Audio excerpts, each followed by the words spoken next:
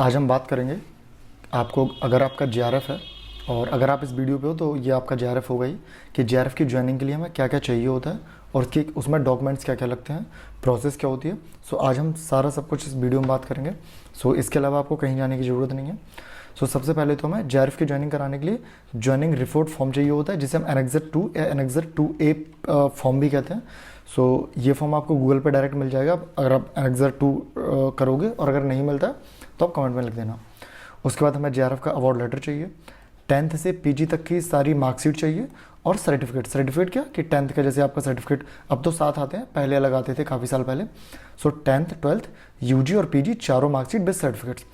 But UG और PG की जो डिग्रीज़ हैं ये आपकी ऑप्शनल होती हैं, कहीं मांगते हैं कहीं नहीं मांगते हैं, और अगर नहीं भी हो तो काम चल जाएगा, कोई इतना कंसर्न नहीं है, प्रोविजनल से भी काम चल जाएगा।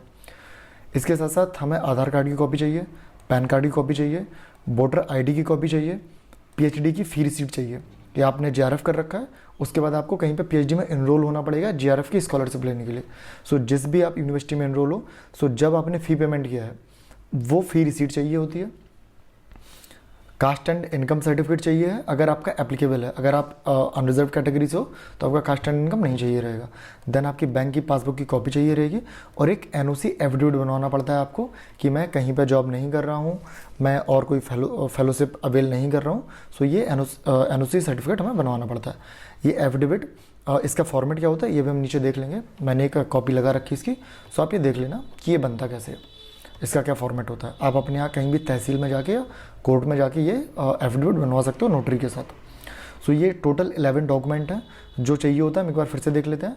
हमें ज्वाइनिंग रिपोर्ट का फॉर्म चाहिए होता है, जीआरएफ अवार्ड लेटर चाहिए होता है, 10th से पीजी तक की सारी मार्कशीट चाहिए होती हैं, 10th और 12th का सर्टिफिकेट, डिग्री ऑप्शनल है, आधार कार्ड की कॉपी, पैन कार्ड की कॉपी, वोटर कार्ड की कॉपी, पीएचडी फी रिसीट, कास्ट और इनकम ऑप्शनल है, बैंक पासबुक और एनओसी एफिडेविट।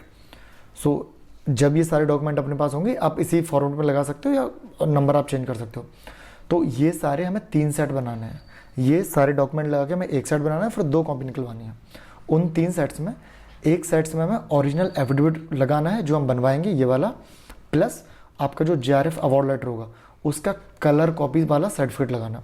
सो पहले सेट में आपको एक कलर कॉपी लगानी है जीआरएफ अवार्ड लेटर की, प्लस ओरिजिनल एफिडेविट लगानी है, और 2 सेट उसके रहेंगे, वो कॉपीज़ रहेंगी केवल। ये जो आपका पहला सेट बनेगा उसी की सारी कॉपी आपकी सेकंड और थर्ड वाला रहेगा। लेकिन जो उसका पहला पेज रहेगा एनेक्सर 2 और 2A वो आपको पेन से ही फिल करने पड़ेंगे, हम वो भी अभी देखेंगे उसमें कैसे फिल होता है। ठीक है, बाकी सारा कॉपी लग जाएगा। अब इतना जब आप कर लोगे तो आपको इतना करने के बाद आपके डिपार्टमेंट ऑफिस जाना है, वहाँ से ऑफिस से आपका सारे डॉक्यूमेंट वेरीफाई होंगे, फिर उस पर ऑफिस से साइन होंगे, देन आपका एचओडी उस पर साइन करेगा, फिर आप अपनी यूनिवर्सिटी के डीन ऑफिस में जाओगे, वहाँ से आपको साइन कराने पड़ेंगे, फिर आपको रजिस्ट्रार ऑफिस में जाओगे तो वहाँ से रजिस्ट्रार आपके साइन करेगा। और एक बार ये सारी प्रोसेस हो जाएगी, और आई थिंक 2 से 3 दिन में यहाँ तक हो जाएगा आपका। इसके बाद रजिस्ट्रार ऑफिस में ही एक नोडल ऑफिसर बैठता है, या अलग अलग यूनिवर्सिटीज़ में यूजीसी के डिपार्टमेंट होता है, आपको उनके पास जाना है। वो आपको बताएंगे कि आपको एक पोर्टल कहाँ बनाना है, कैसे पोर्टल बनाना है, उस पर क्या क्या अपलोड करना है। वो सारी प्रोसेस करने के बाद फिर ये आपके अप्रूव करेंगे, आपका जो एक सेट बना हुआ है वो ये अपलोड करेंगे। उसके बाद आपका एक पोर्टल क्रिएट हो जाएगा, फिर आपके पास यूजीसी से एक मेल आएगा जिसमें आपको बेनिफिशियरी कोड मिलेगा, और फिर फाइनली जाके आपका एक्टिवेट हो जाएगा। सो यहाँ तक का जो काम है रजिस्ट्रार तक ये हमें करना पड़ेगा, बाकी फिर उनकी रिस्पॉन्सिबिलिटी है तो वो ऑफिस वाले करेंगे। सो ये सारी प्रोसेस के थ्रू हमें यहाँ तक जाना है, बट डॉक्यूमेंट में क्या क्या लगाना है वो आप एक बार अच्छे से देख लेना। अब इसके बाद ये है जैसे एनेक्सर सेकंड फॉर्म। अब इसमें फिल क्या क्या करना है, सो हम एक बार ये भी देख लेते हैं, कंफ्यूज मत होना। सो यहाँ पे ऑब्वियसली अपनी फ़ोटो लगानी है, यहाँ पे अपना नाम फिल करना है जो भी आपका नाम है, और यहाँ पे आपका रेफरेंस नंबर है, जो भी जीआरएफ अवार्ड लेटर है आपका उसका रेफरेंस नंबर हमें यहाँ पे फिल करना है। जिस डेट को अवार्ड लेटर इशू हुआ है वो डेट यहाँ पे फिल करनी है।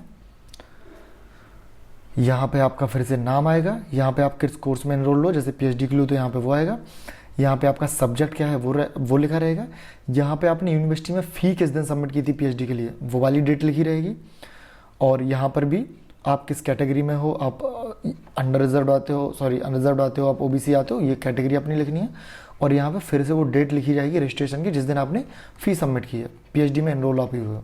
तो याद रखना यहाँ पे पीएचडी की डेट लिखी जाएंगी, और यहाँ पे वो डेट लिखी जाएगी जिस दिन आपका सर्टिफिकेट जो है वो इशू हुआ है। ठीक है। फिर इसको आप फिल कर दोगे और फिर डिपार्टमेंट की रिस्पॉन्सिबिलिटी सारी। और यहाँ पे आप अपना बैंक अकाउंट फिर से दोबारा से अच्छे से लिख दोगे, क्योंकि यही बैंक अकाउंट आपका अकाउंट लगेगा वहाँ जिस पर JRF की फेलोशिप आएगी। IFSC कोड, आधार नंबर, ईमेल आईडी, क्योंकि जो भी सारा UGC कॉरेस्पॉन्डेंस होता है वो मेल के थ्रू होता है। ये इसका सेकंड पार्ट है, एनेक्सर 2A। इसमें हमें अपना नाम फिल करना है और इसमें लिख रखा है कि वेदर द कैंडिडेट डिसेबल्ड, सो यहाँ पे हमें नो फिल करना है, यहाँ पे डैश कर सकते हो आप। यहाँ पे लिख रखा है कि आपको 55% से ज़्यादा हैं, यस, मार्क्स आपके PG में, यहाँ पे डैश। आप SC/ST PWD को बिलोंग करते हो, नहीं, यहाँ पर रिजर्वेशन है 50% का, अदरवाइज आपको PG में 55 मिनिमम परसेंटेज चाहिए JRF अवेल करने के लिए, सो यहाँ पर डैश। और अगर कोई कैंडिडेट है जिसकी 28 ऑफ ईयर से है, सो यहाँ पे नो है, नो लिख दिया है। आपका अगर यस हो तो आप यस लिख सकते हो। सो ये ऐसे फिल हो जाएगा। और उसके बाद ये आपका जो एफिडेविट है, ये एफिडेविट किसी ने लखनऊ से बनवाया है, सुबह की कॉपी है। इस एफिडेविट का ये फॉर्मेट रहेगा, ये 10 रुपये वाले स्टाम्प पे बनता है, ये ई स्टाम्प है। और उसके बाद ये इसका फॉर्मेट है। सो फॉर्मेट आप एक बार देख लो, यही सेम लिखवाना है। यहाँ पे कैंडिडेट का नाम आएगा, यहाँ पे उसकी एज आएगी, यहाँ पे उसके फादर्स का नेम आएगा, यहाँ पे उसका कोई विलेज पोस्ट जो भी है वो आएगा, यहाँ पे डिस्ट्रिक्ट का नाम आएगा। और ये आप देख सकते हो उत्तर प्रदेश है, UP है। और यहाँ पे आपकी यूनिवर्सिटी का नाम रहेगा और यहाँ पे आपका डिपार्टमेंट का नाम रहेगा। सो यही सेम आपको 3 पॉइंट लिखने हैं। ये जैसा बताया कि लखनऊ का बना हुआ है, और ये सेम फॉर्मेट आप बनवा के एफिडेविट बन जाएगा और यही एफिडेविट आपका लग जाएगा। सो ये सारा था, सारी डिटेलिंग थी JRF के रिगार्डिंग कि ज्वाइनिंग रिपोर्ट क्या होती है, उसका फॉर्म क्या होता है, उसमें क्या क्या डॉक्यूमेंट लगेंगे, प्रोसेस कैसे करनी है, एफिडेविट कैसे बनेगा, एफिडेविट का फॉर्मेट क्या है, उस सारी डिटेल ये है। सो आई होप यहाँ से आपको सब कुछ क्लियर हो गया होगा। इसके अलावा कोई भी इशू हो तो आप कमेंट में लिख देना, तो हम लोग आगे टैकल कर लेंगे उसको। Bye bye.